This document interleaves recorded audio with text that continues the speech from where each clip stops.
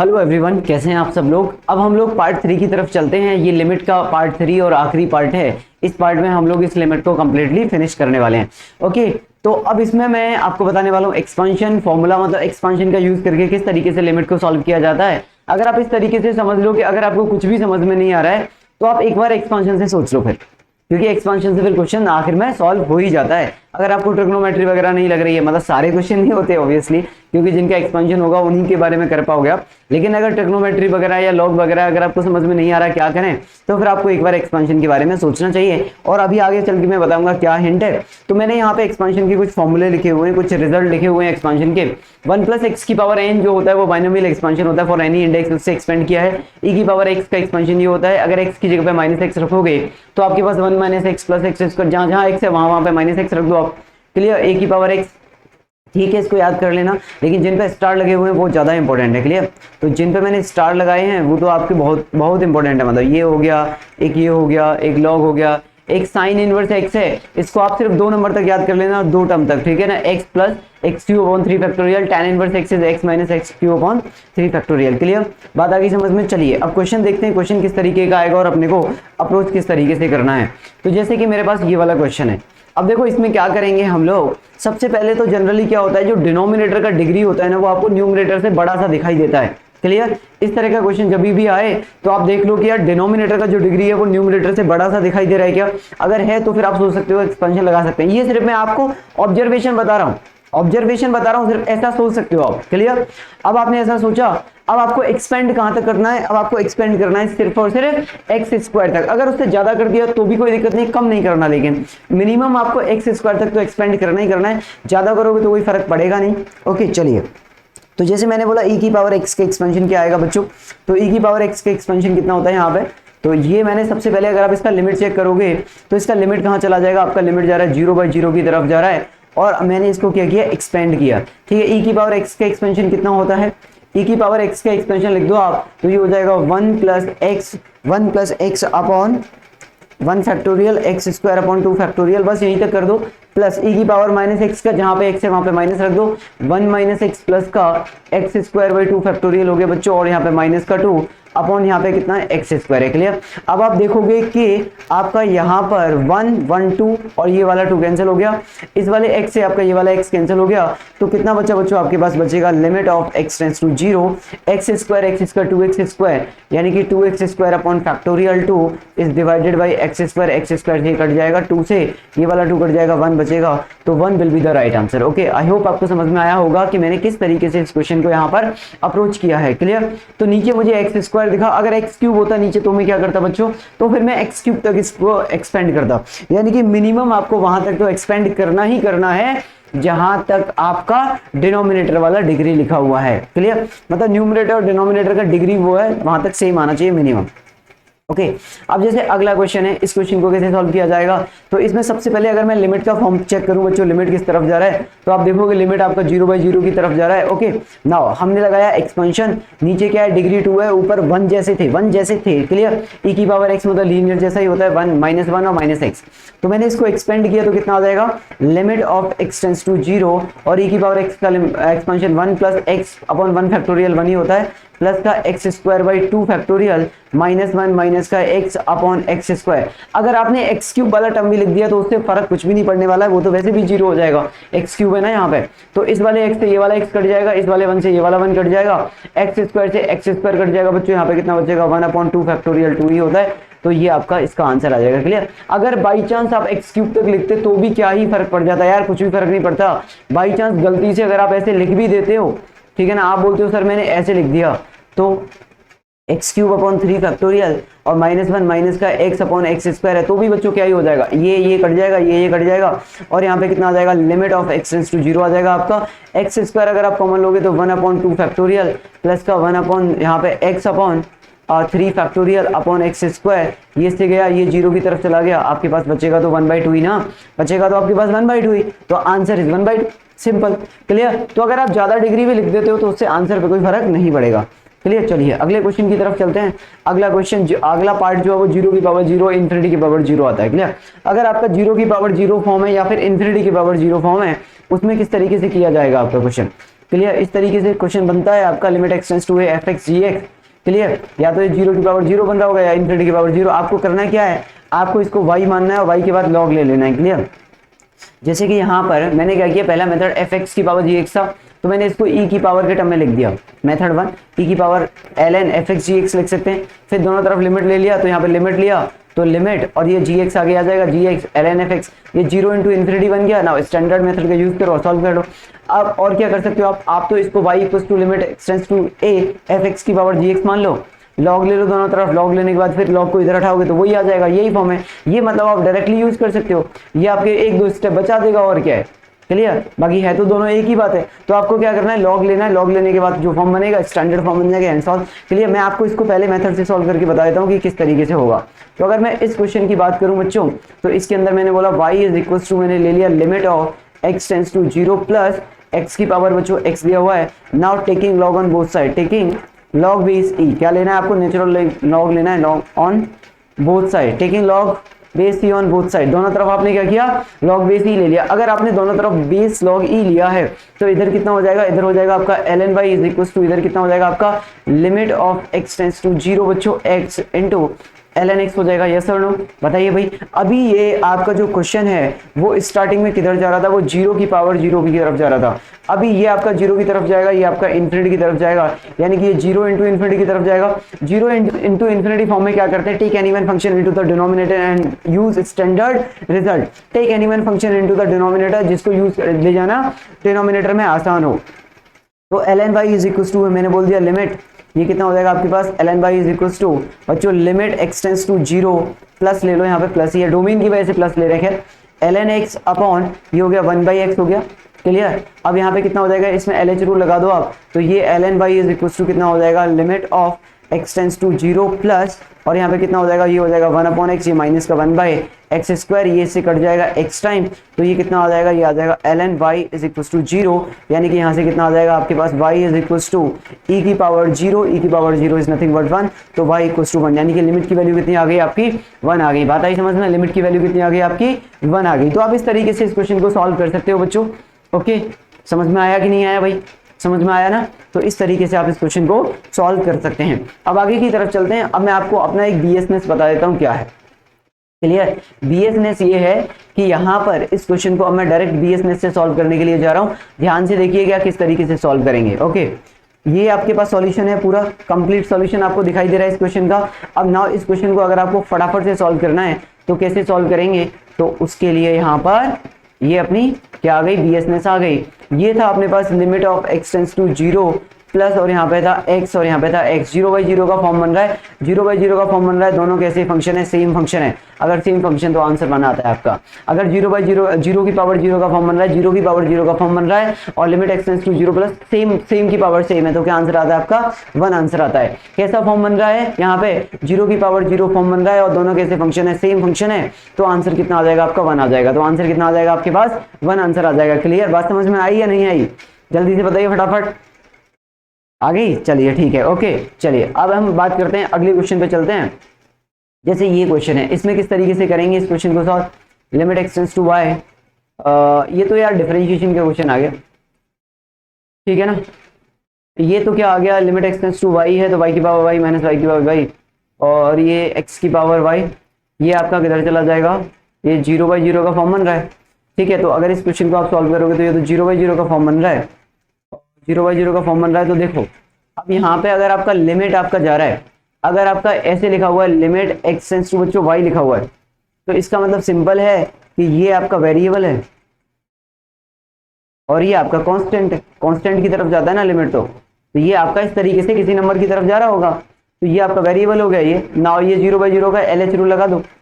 तो अगर आपने LH रूल लगाया तो limit of x tends to y, ठीक है ना, ये कितना हो जाएगा, x की power x 1 plus log x होता है ये, और माइनस ये 0 हो जाएगा अपॉन ये x की पावर, वेरिएबल की power constant is y, x की पावर y माइनस 1, और ये कितना हो जाएगा माइनस का yx ln y, a की पावर x का डिफरेंशिएशन इज a की power x into log a होता है। क्लियर, ये हो गया। नाउ अब x को y की तरफ लेके जाओगे तो ये कितना हो जाएगा आपका, तो ऊपर चला जाएगा आपका, ये हो जाएगा y की power y 1 plus ln y हो जाएगा बच्चों यहाँ पे, और ये कितना हो जाएगा y लिखोगे तो ये y की पावर y हो जाएगा, यहाँ पे y की पावर y माइनस का y की पावर y और यहाँ पे ln y हो जाएगा। आपने क्या किया y की पावर y यानी कि 1 प्लस ln y अपॉन ये कितना आ गया 1 माइनस ln y आ गया बच्चों। ये इसको आप लिख सकते हो ln y इंटू ई अपॉन इसको आप लिख सकते हो ln e upon y। Clear, इस तरीके से ये इसका आंसर दे सकते हो आप। ओके, खैर ये तो पता नहीं बीच में कहाँ से LH रूल का क्वेश्चन आ गया है। ठीक है, इस क्वेश्चन को देखेंगे हम, ये क्वेश्चन किधर की तरफ जाएगा।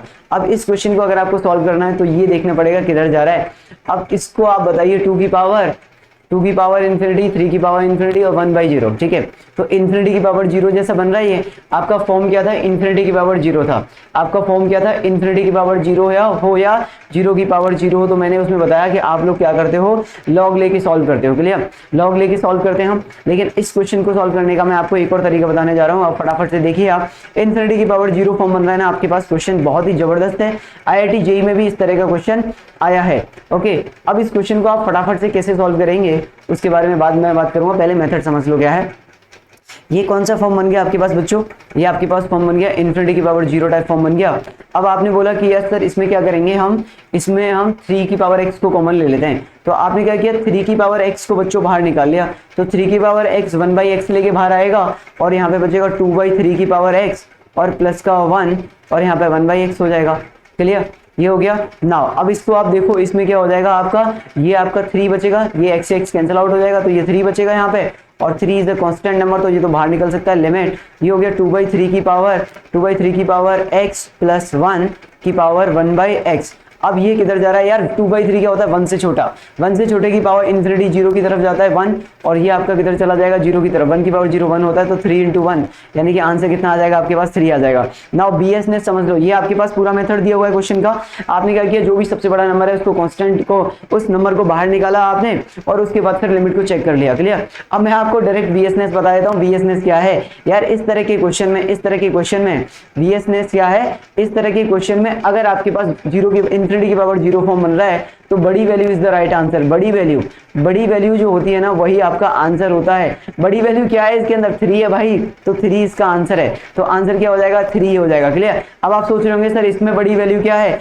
इसके अंदर सबसे बड़ी वैल्यू क्या है 99 है, तो इसका आंसर कितना आ रहा है आपका 99 आ रहा है भाई, इसका आंसर 99 आ रहा है। अब चेक कर लो, अगर आपको यकीन नहीं है तो इसका आंसर आपका 99 आएगा। अब 99 बाहर निकाल लेना, बाकी सब 0 हो जाएंगे, 1 बचेगा, 1 की पावर 0 वैसे भी 1 होता है, तो 99 will be the right answer. Okay, फटाफट से सॉल्व करके दे सकते हो। इस क्वेश्चन को देखो आप, ये क्वेश्चन जो है वो देखने में कितना डरावना सा लग रहा है कि यार 1 की पावर cos स्क्वायर x, 2 की पावर cos स्क्वायर x, 3 की power cos square x and so on. लेकिन अगर आप इसको सॉल्व करने जाओगे तो ये कुछ ही सेकंड्स का क्वेश्चन है। ये कौन सा फॉर्म बन रहा है, अगर आप इस फॉर्म को चेक करो तो ये क्या बन रहा है आपका इन्फिनिटी की पावर 0 वाला फॉर्म बन रहा है ये। क्लियर, अब आप यहाँ पे चेक करो, देखो लिमिट x टेंड्स टू क्या है 0 है आपका, यहाँ पे 1 अपॉन साइन स्क्वायर x दिया है बच्चों। क्लियर, प्लस 2 की power 1 upon sine square x दिया है यहाँ पे and so on up to यहाँ पे n की power 1 upon sine square x दिया है और यहाँ पे साइन स्क्वायर एक्स है। क्लियर, ये दोनों आपस में एक दूसरे के रेसिप्रोकल हैं, जैसे कि यहाँ पे थे, ठीक है ना, जैसे कि लास्ट क्वेश्चन में ये x था, ये 1/x था। क्लियर, तो यहाँ पे भी ये रेसिप्रोकल है, यहाँ पे sin x है, ये sin स्क्वायर x है। क्या बन गया, इन्फिनिटी की पावर 0। सबसे बड़ी वैल्यू क्या है, n सबसे बड़ी वैल्यू है। ये क्या है, ये आपका सबसे बड़ा है, तो जो सबसे बड़ा है वही आपका आंसर आ जाएगा। तो इसका आंसर कितना आ जाएगा, n आ जाएगा। ठीक है, IIT JEE की अगर इस तरह की प्रॉब्लम अगर IIT JEE में आती है तो आप उसे कुछ ही सेकंड में सॉल्व कर सकते हो। क्लियर, आई होप आपको समझ में आ गया है कि क्या करना है। ओके, चलिए आगे की तरफ चलते हैं। अब बहुत ही जबरदस्त क्वेश्चन आने वाले हैं। इस तरह के क्वेश्चन काफी ट्रेंडिंग में रहते हैं, खासकर JEE एडवांस में इस तरह के क्वेश्चन आते रहते हैं। JEE मेन में भी आ सकता है इस तरह का क्वेश्चन, क्योंकि आजकल तो न्यूमेरिकल टाइप आते हैं। ओके, पैटर्न थोड़ा चेंज हो गया है, याद रखिएगा। अब न्यूमेरिकल टाइप क्वेश्चन आएंगे, ठीक है ना, न्यूमेरिकल नहीं सॉरी इंटीजर टाइप, जो भी राउंड ऑफ इंटीजर होगा वो बताना पड़ेगा आपको।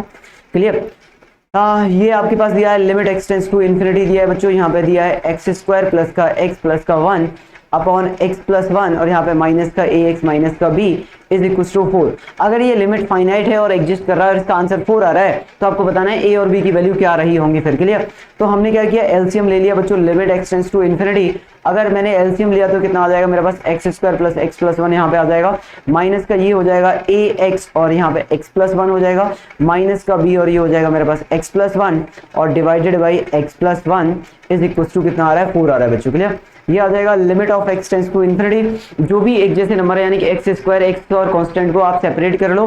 ये x स्क्वायर वाला टर्म क्या है, यहाँ पे x स्क्वायर और ये x स्क्वायर है तो 1 माइनस a हो जाएगा बच्चों x स्क्वायर और x वाला टर्म क्या आ जाएगा, यहाँ से x वाला टर्म आ जाएगा प्लस x, यहाँ से कोफिशिएंट 1 आएगा, यहाँ से कोफिशिएंट माइनस का a आएगा और यहाँ से कोफिशिएंट माइनस का b आएगा। क्लियर। और कांस्टेंट टर्म में क्या आ जाएगा, यहाँ पे 1 है, यहाँ पे कुछ आएगा नहीं, यहाँ पे कितना आ जाएगा माइनस का b आ जाएगा और अपॉन यहाँ पे कितना आ जाएगा x plus 1 is equal to 4। इसका लिमिट कितना आ रहा है, 4 आना चाहिए इसका लिमिट। अब देखो अगर आपको लिमिट एक्सटेंड्स टू इन्फिनिटी को एग्जिस्ट कराना है तो अगर आपने मेरा इससे पहला वाला लेक्चर देखा है, अगर नहीं देखा है तो जाके देख लो। लिमिट एक्सटेंड्स टू इन्फिनिटी तो वैसे भी अपने आप में इंपॉर्टेंट होता है। तो मैंने वहां पे बताया है कि ऊपर डिग्री और नीचे डिग्री सेम होना चाहिए तभी ये एग्जिस्ट करता है। अगर ऊपर डिग्री और नीचे डिग्री सेम नहीं है तो क्या आंसर आ जाएगा, ये फाइनाइट आ रहा है ना, अगर ऊपर डिग्री ज्यादा होता है तो डज नॉट एग्जिस्ट हो जाएगा, नीचे डिग्री ज्यादा हुआ तो जीरो हो जाएगा। क्लियर। तो अगर इसका कुछ फाइनाइट आंसर आ रहा है नॉन जीरो तो ऊपर और नीचे डिग्री क्या होना चाहिए, सेम होना चाहिए। इसका मतलब for the existence of limit, for existence of limit आपको क्या करना पड़ेगा, कोफिशिएंट ऑफ एक्स स्क्वायर को बच्चों क्या करना पड़ेगा, जीरो करना पड़ेगा। अगर ये आपने जीरो किया तो 1 माइनस ए इक्वल्स टू 0, यानी कि यहां से आपका ए इक्वल्स टू 1 आ गया। अब ए अपने को मिल गया तो इसका मतलब ये क्या हो गया अपने पास, ये हो गया limit of x tends to infinity, ये तो जीरो हो गया, यानी कि x 1 minus a minus b और प्लस का 1 माइनस बी अपॉन यहाँ पे कितना है x plus 1 is equal to 4 आ रहा है। अब जो आंसर आ रहा है ऊपर डिग्री 1 है नीचे डिग्री 1 है तो इनका coefficient is the right answer होता है, कोफिशिएंट का रेशियो। तो ये आपके पास 1 इज इक्वल टू 4 हो जाएगा, a 1 था आपके पास तो माइनस का b is equal to 4, then b is equal to आपका माइनस का 4। तो जो a की वैल्यू है इस क्वेश्चन के अंदर, जो a की वैल्यू है वो आपकी आ रही है 1 और जो b की वैल्यू है बच्चों वो आपकी आ रही है माइनस का 4। क्लियर, आपको समझ में आ गई। आपको इस तरह के क्वेश्चन में आपको एग्जिस्टेंस का पता होना बहुत जरूरी है कि लिमिट एक्सटेंड्स टू इन्फिनिटी की तरफ जाता है तो लिमिट एग्जिस्ट कब होता है। क्लियर, ऊपर नीचे डिग्री सेम होना चाहिए। ओके, चलिए आगे की तरफ चलते हैं अगले क्वेश्चन पर। अब ये वाला क्वेश्चन है यार, ये तो मतलब ये बहुत ही जबरदस्त क्वेश्चन है, आप ऐसे समझ लो यार, इसको बहुत ही लाजवाब क्वेश्चन है ये और IIT JEE एडवांस का क्वेश्चन है। ठीक है, अब किस तरीके से क्वेश्चन सॉल्व करेंगे इसका वो देख लेते हैं। तो यहाँ पे अगर मैंने इसका सॉल्यूशन लिखा, उसने बोला ये L फाइनाइट आ रहा है कुछ, तो L आपके पास दिया कितना है, लिमिट ऑफ बच्चों x टेंड्स टू 0 दिया है, ये a हो गया माइनस का, ये a square minus X square की पावर यहाँ पे 1/2 हो गया, माइनस एक्स स्क्वायर बाई 4 हो गया, अपॉन x की पावर 4 हो गया और ये आपका a ग्रेटर देन 0 हो गया। क्लियर। नाउ मैंने क्या किया यहाँ पर बच्चों, मैंने इसमें से a स्क्वायर कॉमन ले लिया, तो a स्क्वायर अगर कॉमन लिया तो लिमिट x टेंड्स टू 0, ये a माइनस a बन के बाहर आएगा और यहाँ पे 1 minus X square upon a square की power 1/2 minus X square by 4 upon x की पावर 4 हो जाएगा। क्लियर, a तो आपके पास पॉजिटिव ही है। ओके, चलिए अब क्या करते हैं हम लोग, क्या इसके अंदर मैं binomial theorem for any index लगा सकता हूँ क्या, इसके अंदर मैं binomial theorem for any index लगा सकता हूँ। तो ये मेरे पास हो जाएगा limit of x tends to 0। Clear, अगर आप इसमें binomial theorem for any index लगाओगे, ठीक है ना, तो ये कितना हो जाएगा आपके पास, a माइनस का a यहाँ पे था और ये 1 minus 1/2 x square upon a square हो जाएगा बच्चों। यहाँ पर इसको मुझे 2 टर्म तक एक्सपेंड करना पड़ेगा, x की पावर 4 तक। ठीक है ना, ये स्क्वायर हो गया। अगला जो टर्म आएगा वो कितना आएगा, ठीक है, ये था आपके पास 1 प्लस एन एक्स होता है, 1 प्लस एन एक्स और फिर उसके बाद क्या होता है plus n minus 1 n minus 1 upon factorial 2 बच्चों, और यहाँ पे आपका एक्स स्क्वायर यानी कि एक्स स्क्वायर अपॉन ए स्क्वायर है, तो माइनस है तो माइनस तो वैसे भी प्लस हो जाएगा तो करने की जरूरत है नहीं, और माइनस का X square upon 4 is divided by x4। Clear, अरे binomial theorem for any index पढ़ा है ना, उसको इसमें एक्सपेंड कर दिया 3 टर्म तक, sorry 1 plus n x plus n minus 1 upon 2 factorial x square, sorry. Clear, अब इसको एक्सपेंड करके लिख लो आप, इसको क्या आ जाएगा ये कितना आ रहा है आपके पास, limit of x tends to 0, a minus a हो गया यहाँ पे, प्लस हो जाएगा ये कितना हो जाएगा 1/2 एक्स स्क्वायर बाई a हो जाएगा यहाँ पे, और यहाँ पे कितना है माइनस का एक्स स्क्वायर बाई 4 है, और फिर कितना आ जाएगा बच्चों माइनस हाफ, ये आ जाएगा माइनस माइनस प्लस, तो प्लस का 1/2 और 1/2 1/4 होता है, 1/4 यानी कि 1/8 हो गया ये, और यहाँ पे कितना आ जाएगा आपका, ये a था तो यहाँ पे x4 अपॉन a क्यूब बचेगा, क्लियर, अपॉन में यहाँ पे कितना बचेगा, x4 बचेगा। आई थिंक मैंने कैलकुलेशन में कोई मिस्टेक नहीं की है, माइनस था यहाँ पे माइनस आएगा, 1/4 हो गया, 1/8 हो गया, 1/8 लिख दिया, x4 आएगा, a की पावर 4 आना चाहिए था लेकिन a से कट के a क्यूब बचेगा। क्लियर, ओके नाउ a से a कैंसिल हो जाएगा। अब आपको अगर यहाँ पे आपको लिमिट को, तो फॉर फाइनाइट लिमिट जो लेस डोमिनेटिंग टर्म होता है उसकी चलती है। अगर आपको फाइनाइट, अगर इस लिमिट को आपको फाइनाइट करना है तो नीचे डिग्री और ऊपर डिग्री सेम होनी चाहिए। अगर आपका x टेंड्स टू 0 है तो x टेंड्स टू 0 में उनकी चलती है जिनका लेस पावर वाला टर्म होता है, यानी कि लेस डोमिनेटिंग, जो लेस डिग्री वाला टर्म होता है वो हाईएस्ट डोमिनेटिंग होता है x टेंड्स टू 0 में, यानी कि कांस्टेंट है तो उसकी चलेगी। लेकिन अगर आपको इसको फाइनाइट करना है, सुनना ध्यान से, अगर आपको इस लिमिट को फाइनाइट करना है तो ऊपर और नीचे डिग्री सेम आनी चाहिए, ऊपर डिग्री नीचे डिग्री सेम आनी चाहिए ना। तो इसका मतलब यहाँ पर कोफिशिएंट, तो for finite limit coefficient of x square कितना हो जाएगा, तो for finite limit coefficient of x square, coefficient of x square कितना हो जाएगा बच्चों, 0 हो जाएगा। तो कोफिशिएंट ऑफ एक्स स्क्वायर को आपको क्या करना पड़ेगा, 0 करना पड़ेगा। कोफिशिएंट ऑफ एक्स स्क्वायर को 0 कर दो आप, तो अगर आपने 0 किया तो ये कितना आ जाएगा, यहाँ पर ये आ जाएगा 1/2a minus 1/4 is equal to 0, यानी कि a इज इक्वल टू 2। तो a की वैल्यू कितनी आ गई बच्चों, 2 आ गई यहाँ पे। ओके नाउ a की वैल्यू 2 आ गई। अब ये अपने पास बचा गया, ये तो 0 हो गया आपके पास, ये वाला टर्म तो क्लियर, ये वाला टर्म तो भाई देखो, ये वाला टर्म ना एक्स स्क्वायर वाला टर्म तो 0 है, तो 4 वाले बचेंगे। तो यहाँ पे बचेगा क्या अपने पास, यहाँ पे बच्चों अपने पास बचेगा limit of x tends to 0, और यहाँ पे कितना बच रहा था, 1/8 x cube upon a cube upon x की पावर, सॉरी यहाँ 4 था, अपॉन 4, यही था ना, हाँ यही था। क्लियर, ये बच गया आपके पास। अब 4 से 4 कैंसिल हो जाएगा, पावर 4 से पावर 4 कैंसिल हो गया, तो आपको जो फाइनल आंसर आया वो आ गया 1/8 a क्यूब। a की वैल्यू कितनी है, 2, तो 1/8 इंटू 8 कितना हो जाएगा, 1/64 हो जाएगा। तो 1/64 will be the right answer. Now let's see the option कि कौन सा ऑप्शन मैच कर रहा है।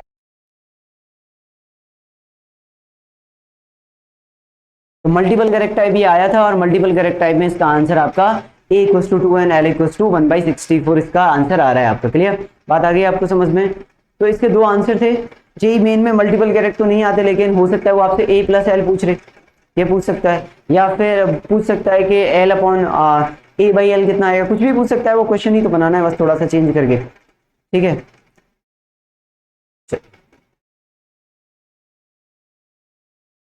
ओके नेक्स्ट क्वेश्चन ये है, मुझे लगता है ये आपको होमवर्क में करना चाहिए, क्योंकि मैंने आपको इतने सारे तरीके बता दिए हैं, ठीक है। और 2 क्वेश्चन मैंने आपको करा दिए, ये भी एक इंपॉर्टेंट क्वेश्चन है, इसमें से आपको बताना है कौन सा क्वेश्चन आएगा। IIT JEE एडवांस 2012 में आया है, तो हो सकता है जेई मेन 2022 में तो आ ही जाए। क्लियर, ओके तो नेक्स्ट टॉपिक है सैंडविच थ्योरम। सैंडविच थ्योरम की जो क्वेश्चंस हैं वो जनरली अगर क्वेश्चन आता है, देखो इसके ऊपर कई बार बहुत बड़ा क्वेश्चन भी बन सकता है और कई बार बहुत छोटा क्वेश्चन बन सकता है। जेई मेन के अंदर जो आपका क्वेश्चन आएगा वो ऐसा आएगा कि जिसमें आपको फंक्शन फाइंड करना बहुत आसान हो। मैंने ऐसा क्यों बोला है, पहले आप समझ लो कि सैंडविच थ्योरम होती क्या है, तब आपको ये बात समझ में आ जाएगी। सैंडविच थ्योरम, इसका दूसरा नाम होता है squeeze and play theorem. Okay, आपके पास 2 फंक्शन है, आपके पास एक फंक्शन है f(x), आपने क्या किया, आपने 2 फंक्शन अज्यूम किए।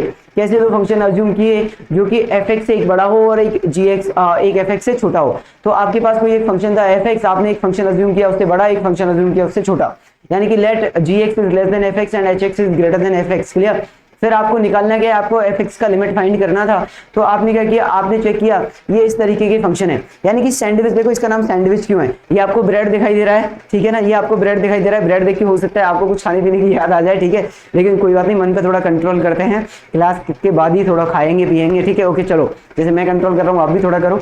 तो अब क्या है, जैसे ये सैंडविच है, ऊपर आपको पहला ब्रेड दिख रहा है, नीचे सेकंड ब्रेड दिख रहा है। क्लियर, उसके बीच में आपने वो जो भी स्टफ है वो भर दिया। ये जो स्टफ, इसके 2 ब्रेड के बीच में जो स्टफ भरा गया है वो क्या है आपका, वो आपका फंक्शन है f(x), जिसका लिमिट निकालना है। आपको ये तो पता होना चाहिए ना भाई, 2 ब्रेड के बीच में कितना, पता चला इतना भर दिया, कैसे खाओगे, ठीक है ना। तो आपको लिमिट चेक करना है कि आपके मुंह के हिसाब से सैंडविच बना रहे हो आप, ऐसा थोड़ा इतना बड़ा सैंडविच बता दिया फिर खा ही नहीं पा रहे हो इसको, ठीक है।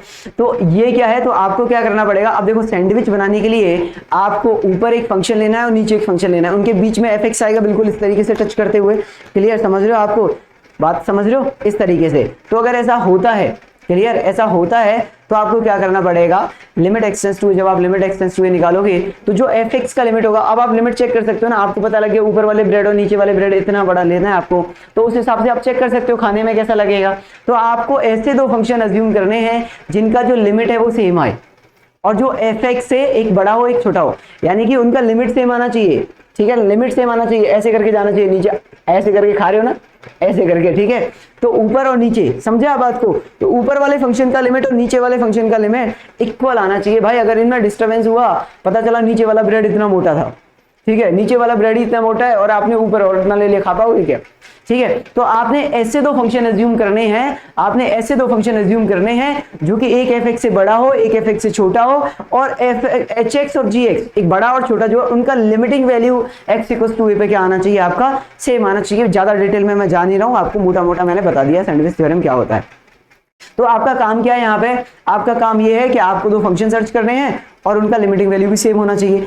अब क्योंकि फंक्शन को अज्यूम करना, देखो बड़ा फंक्शन और छोटा फंक्शन अज्यूम करना बहुत आसान था, यहां तक चीजें बहुत आसान थी, लेकिन जब उसने बोला कि उनका लिमिटिंग वैल्यू भी सेम आना चाहिए तो ये थोड़ा सा कॉम्प्लिकेटेड हो जाता है। तो इसीलिए सैंडविच थ्योरम का क्वेश्चन कई बार काफी बड़ा हो जाता है अगर आपके दिमाग में नहीं आया तो। ओके चलिए, तो उस केस में क्या होगा, आपका जो लिमिटिंग वैल्यू आएगा वो तीनों फंक्शन का सेम हो जाएगा। क्लियर? तो यहाँ पे आपका क्या आ जाएगा फिर, तो आप बोलोगे इसका लिमिट ऑफ, अगर ऐसा हो रहा है कि limit of G X is equal to limit of H X आ रहा है, देन तो लिमिट ऑफ एफ एक्स क्या आएगा, उन दोनों लिमिट के बराबर ही होगा फिर। क्लियर?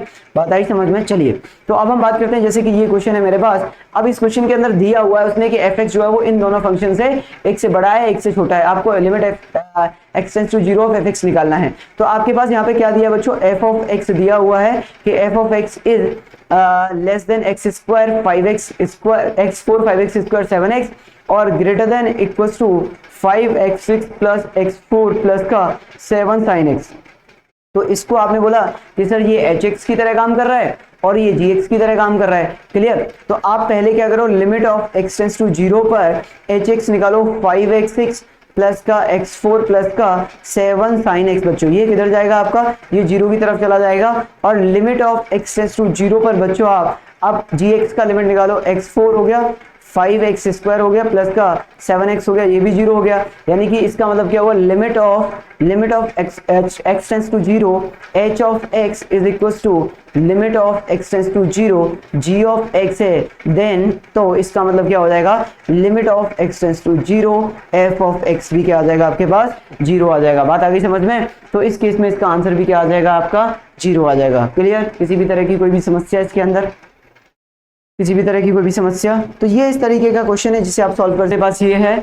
अब इस क्वेश्चन के अंदर हम लोग क्या करेंगे, limit n tends to infinity greatest integer of x, greatest integer of 2x, greatest integer of 3x up to greatest integer of nx upon n square दिया हुआ है, आपको इसको सॉल्व करना है। अब इसके अंदर क्या करेंगे, आपको पता है प्रॉपर्टी क्या होती है, ग्रेटेस्ट इंटीजर ऑफ x की प्रॉपर्टी क्या होती है, less than equal to x and greater than equal to x minus 1 होता है। इसी तरह आपका 2x का ग्रेटेस्ट इंटीजर कितना आ जाएगा, less than equal to 2x, और यहाँ पे greater than equal to 2x minus का 1 आ जाएगा एंड सो ऑन, और लास्ट में nx का ग्रेटेस्ट इंटीजर आपका आ जाएगा less than equal to nx और आपका n माइनस 1 आ जाएगा। क्लियर? अगर आप इसको पूरा सॉल्यूशन देखना चाहते हो तो इसका ये पूरा सॉल्यूशन मैंने यहाँ पे लिखा हुआ है, आपके पास ये आंसर आ गया है, ठीक है ना। F x is equal to यहाँ पे आ जाएगा और इसके बाद फिर आप इसको सॉल्व कर लेना, इसके बाद आपका सॉल्व होकर जो भी बचेगा वो आंसर आ जाएगा यहाँ पे। क्लियर? तो एक्स वाई टू आपका आंसर आ गया है। क्लियर भाई? ये हमने सॉल्व कर लिया, यहाँ पे एफ एक्स मान लिया और दोनों को ऐड कर दिया, इनको ऐड कर दिया, ऐड करने के बाद ये फंक्शन मिल गया, डिवाइड बाई एन स्क्वायर कर दिया, एन स्क्वायर करने के बाद यहाँ पे इस तरीके से इसका सॉल्यूशन मिल गया। तो आप देख सकते हो इसका सॉल्यूशन काफी लेंदी है, मतलब अगर आप करोगे है सिंपल लेकिन है थोड़ा सा लेंदी।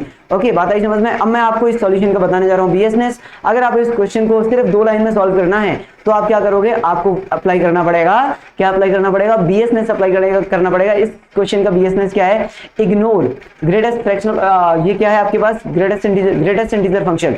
ग्रेटेस्ट इंटीजर फंक्शन को क्या करना है, आपको इग्नोर करना है। क्या करना है, इग्नोर करना है। जीवन में कई बार जब आप बहुत सारी चीजों को इग्नोर कर देते हो तो आप बच भी जाते हो, ठीक है। तो सीख लो, मैथमेटिक्स भी आपसे बोल रहा है कि भाई इग्नोर करना सीखो।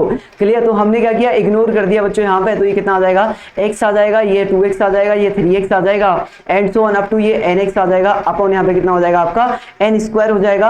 अब इसको सम करोगे तो x into n plus 1 upon 2 n square आ जाएगा ये, और ये आपका आ गया limit n tends to infinity आ गया बच्चों।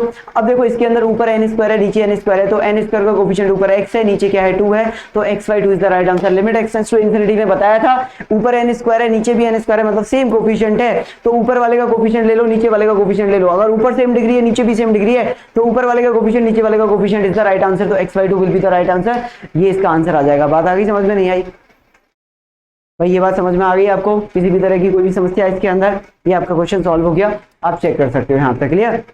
चलिए, बाकी सॉल्यूशन मैंने पूरा लिखा ही हुआ है यहाँ पे, ओके, तो ये आपका बच्चों पार्ट 3 हो गया लिमिट का खत्म। यहाँ पे आपसे बस अब मेरी एक ही रिक्वेस्ट है कि जो भी मैंने आपको ये जितना भी पढ़ाया है उसको आप पूरे ध्यान से मन से पढ़ लो।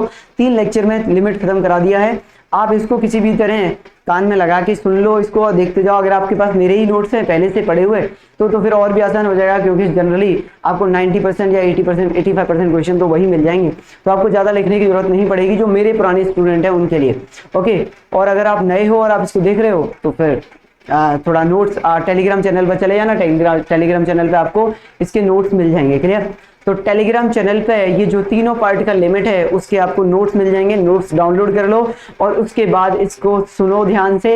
अच्छे अच्छे इंपॉर्टेंट क्वेश्चंस कराए हैं, सिर्फ और सिर्फ फॉर्मूले नहीं बताए हैं, पूरा क्वेश्चंस के साथ एक्सप्लेन किया है। और मुझे उम्मीद है कि आपको पूरा समझ में आया होगा।